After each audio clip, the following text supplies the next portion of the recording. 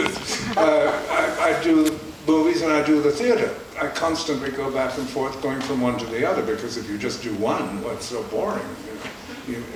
Variety is the spice of life. I want to mention just a few of my favorites. I don't know if you saw this film, but you really should have gotten the Oscar for Best Supporting Actor for Mike Wallace in The Insider. Did you see that? Yeah. Terrific. Really beautiful. That was a beautifully written part. Yeah. Yes. And very subtle, all different colors. Did Mike Wallace ever? Yes, because I knew Mike Wallace. He'd interviewed me many, many years before. I remember Mike, which I reminded him when I saw him again recently. By the way, I think he's 90 now. Yes. And he looks younger than I do. And I'm 35.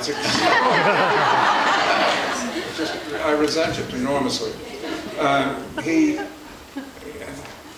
He said in that interview, which was typical of his tact, famous tact, he said, what worries me is, why aren't you a household name?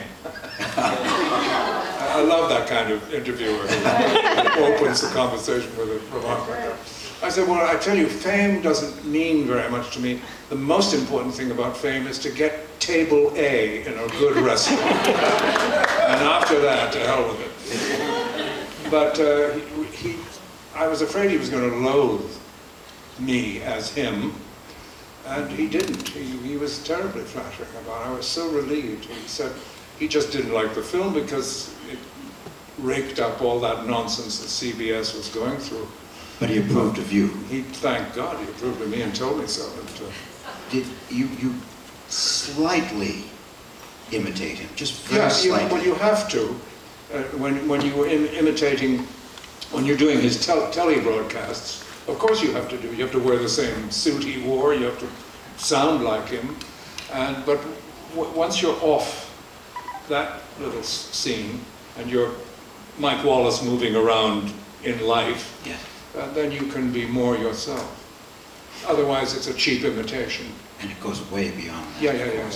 Now, another recent favorite of mine is Syriana. Did you see that? Yes.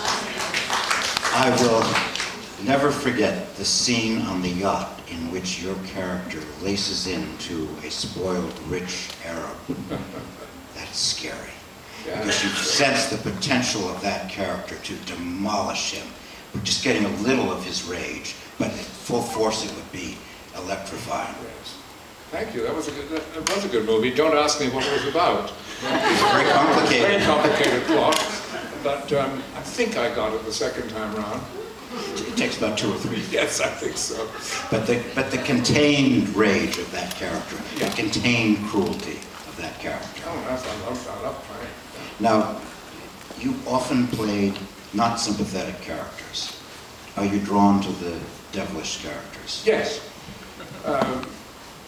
Good is so boring, isn't it?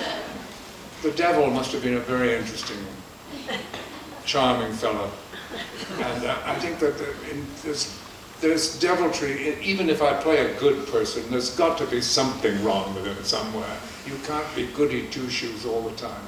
And it is terribly tedious playing in those days, playing those leading sort of Hollywood men, terribly stiff upper and all that. Actually, the only time I've caught you being completely sympathetic is the doctor in Beautiful Mind. Ah, yeah. You're a completely compassionate, empathetic character.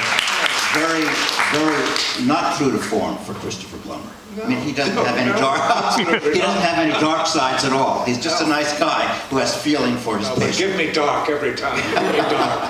It's so much more fun to play Richard III than Captain Von Trapp. No, I've seen you in